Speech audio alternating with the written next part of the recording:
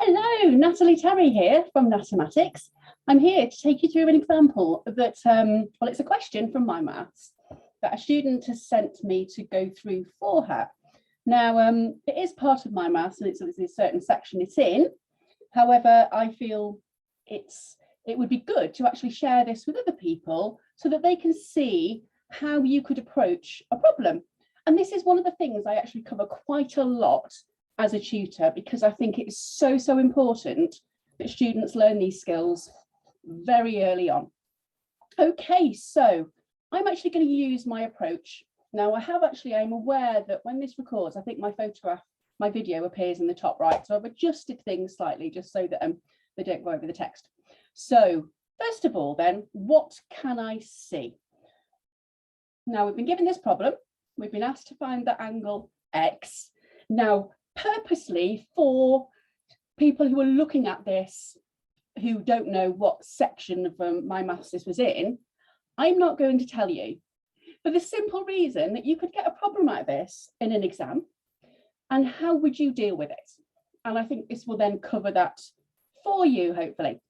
So what can I see? And this is part of my 5 steps to success.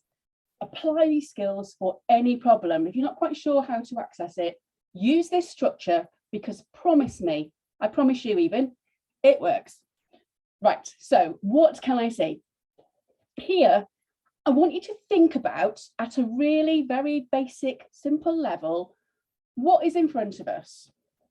So when you go through all these, it's going always in the beginning of my presentations, it always goes slow at the beginning. So we've got a rectangle, we've got some lengths, we've got some angles in there. We've got right angles, we've got some diagonals. So looking at your, think about a rectangle, the length that goes from one corner to the opposite corner is the diagonal of the rectangle.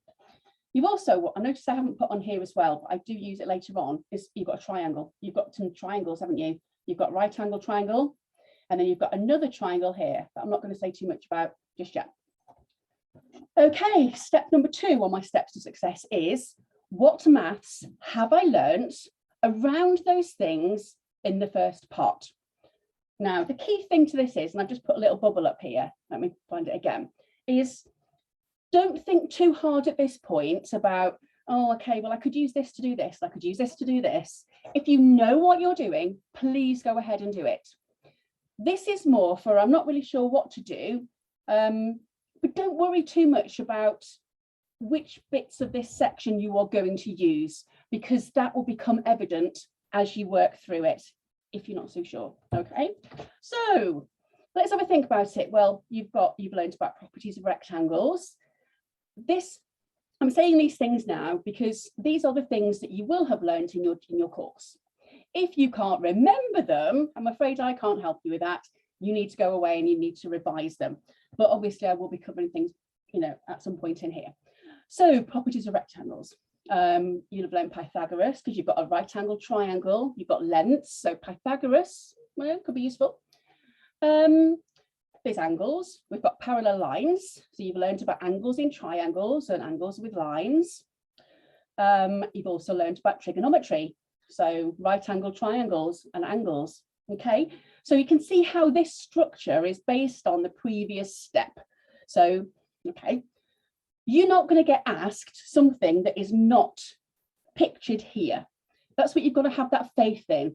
There's no point in me trying to work out the volume of a sphere, for example, when you've not got a sphere, you've not got a volume mentioned. So you are trying to home in on the parts of maths that will be relevant to you. And even if you don't get beyond the first method mark, you've got 1 method mark. It's better than none, isn't it? That's what you've got to think. So what rules have I learnt on this? So this is talking about formulas. This is talking about, well, I know that that's 2 times that. Getting into the little bit of nitty gritty, but without putting numbers in at this point. So you can see again, I don't want you looking about too much about the numbers in the problem and what rule you're going to be using.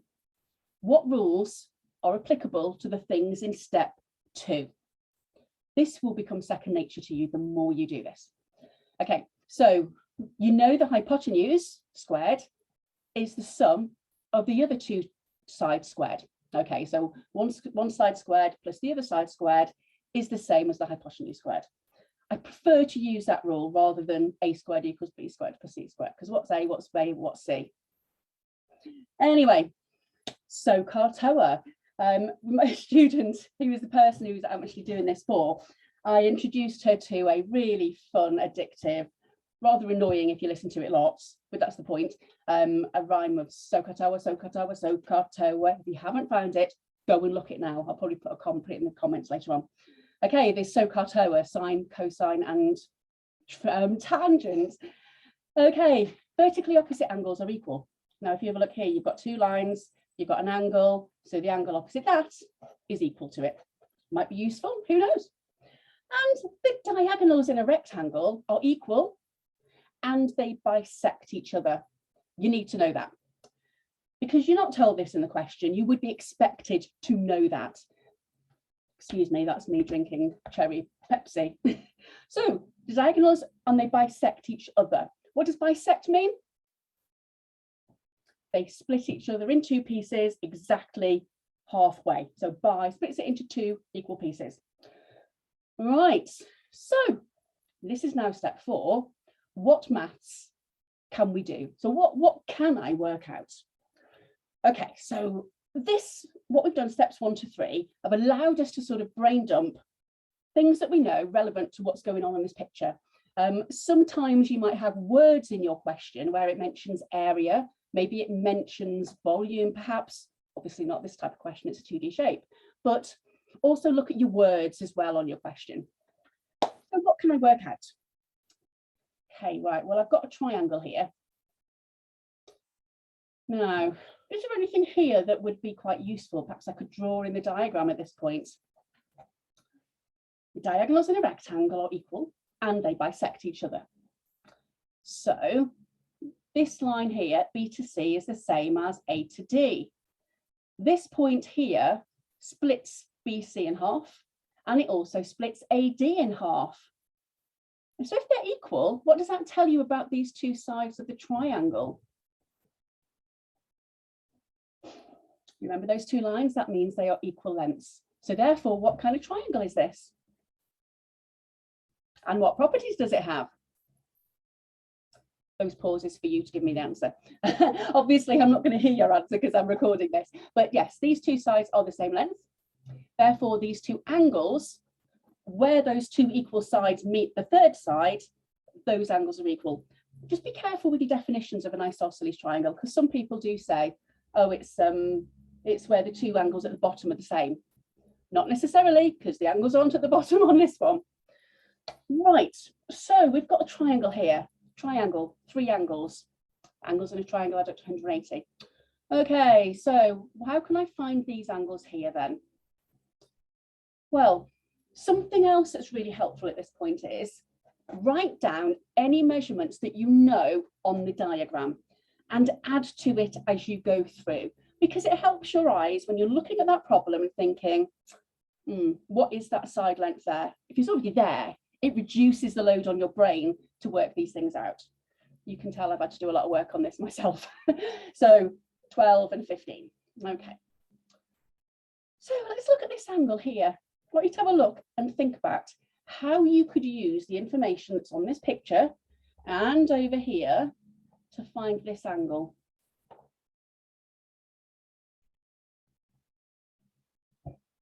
Is it part of any other shape? Did you see that? This comes with practice. Some people may say, well, how would I know to see that triangle? You wouldn't. You've just got to practice. You've got to look at shapes. And I'm recording this on is it the 8th of May? I think it's the 8th of May today, 8th of May 2022. At the moment, we have a program called the 1% Club. If you watch that regularly, you get to see the kind of ways of thinking. And I say to Matt, my partner, I say quite a lot, this is what I teach students. The more you practice a way of thinking, a way of approaching problems, the easier it becomes. So you look for other shapes. You look, well, is there another triangle in there? Can I split this rectangle in half maybe? Look for those sorts of things. Anyway, so we've got a right angle triangle. Little tip, if you've got a shape and it's part of a bigger shape, do a little sketch of that little shape on its own, because then it takes away all the other bits of it and it makes it much clearer to look at. So this is what I've done here. So we've got this right angle triangle. I've put it the other way round. So I've kind of reflected it on AB. So it's sort of flipped upwards. And oops, gone the other way. So we've got a right angle triangle. We've got an angle. So what rule will enable us to work that angle out? Two sides, one angle, trigonometry. And it doesn't matter which one of those we don't know, provided you know two of them and you're going to find the third. Right, so trigonometry. Which rule am I going to use? Well, at this point, write down SOHCAHTOA. Sine is opposite over hypotenuse. Sorry, the sine of the angle. Cosine of the angle is the adjacent side divided by the hypotenuse. And the tan of the angle is the opposite over the adjacent side. So they go literally reading from left to right, opposite over hypotenuse, adjacent over hypotenuse, opposite over adjacent. Just another little top tip here. You get lots of added extras with my videos, you see. It's not just about, here's the answer, off you go, bye-bye. Right, so what have we got then? Well, when we do trigonometry, we need to identify the sides. So if we've got the opposite side, so we can work out which rule is going to be useful to us. So we've got the opposite side. We haven't got the hypotenuse here, but it's of no use to us. We're not using it in this one. And we've got the adjacent side and obviously our angle. So which rule uses the opposite and the adjacent? There we go. So SOHCAHTOA, it's the tan rule. So therefore at this point, which rule is that? So is it, what are we going to use? What formula is going to be useful to us? And I, as a tutor and teacher, I always say, if you know you're going to use a rule, write the rule down before you substitute anything into it, because then it helps you to think, oh yeah, what do I have to put? Where does it go? Okay, so tan of the angle, and you've probably seen theta. Theta is a letter from the Greek alphabet, most often used around angles in trigonometry. Okay, so what do we know? So we've got a formula. What bits do we know? Well, we know the opposite side. And we know the adjacent side. So we can just pop those in there and we get tan of theta is 15 divided by 12. Okay, so what is it we're looking for? We're looking for theta. We're looking for the angle. So what's in the way? What do we need to move to the other side so that we've got theta on its own? And it is tan. Now we look at the inverse now on your calculator, and you probably can't see this very well, but you've got your calculator and you've got your buttons of sine, cos and tan. And above it, you've got where it says -1. That's the inverse. So you use the shift button and then the tan button of 15 over 12. Okay, so here we go. Theta equals tan to the -1 of 15 over 12, or inverse tan. So that gives an answer of, and I've given 4 significant figures, or 2 decimal places, 51.34. Okay, next thing then. Little reminder, write all the measurements we know on the diagram. Okay, so we now know that angle is 51.34. Okay, so going back to this then, what else can I work out then? So I know that angle. Looking at my triangle here, are there any other angles we can work out? I have not completely finished this video because I would like you to carry on and see if you can get to the end answer from what I've given you here. I've also given you some extra bits as I've gone along. So with any of my videos, get a pad of paper or your phone or whatever you're going to write things down on, and just think about all the questions I've asked you, because those are the questions that you need to be asking yourself in your exam to maximize your marks.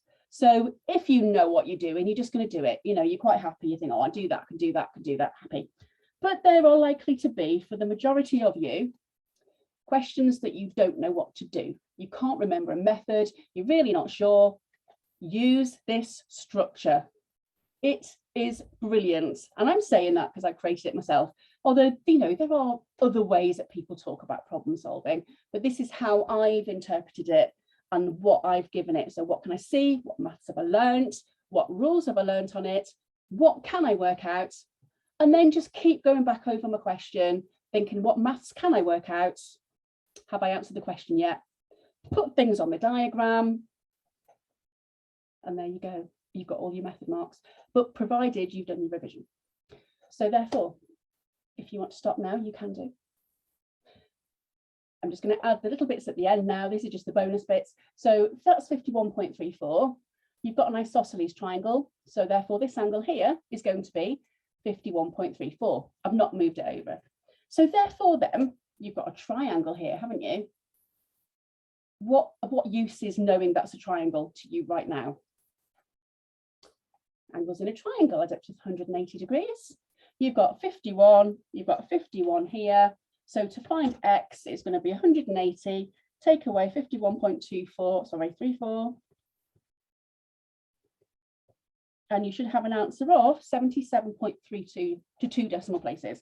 So 77.3 degrees. I'm going to just turn this, I'm going to stop sharing so you've got me on full screen. Hopefully that has given you, well, I know it will have been very, very useful to you. And I'm just going to turn this light off. I've got a very, very shiny face. There we go. Well, I've still got a shiny face, caught the sun yesterday. But yeah, my videos are very, very much value added. I add things in. I get you thinking. If you would like me to record videos like this for certain questions, just ask me. My students who I see one-to-one, I record things like this for them. But if you want one, just want some videos yourself, let me know and we will get something sorted for you. All right, thank you very much. Have a good day. And if you like what you see, tell people about me.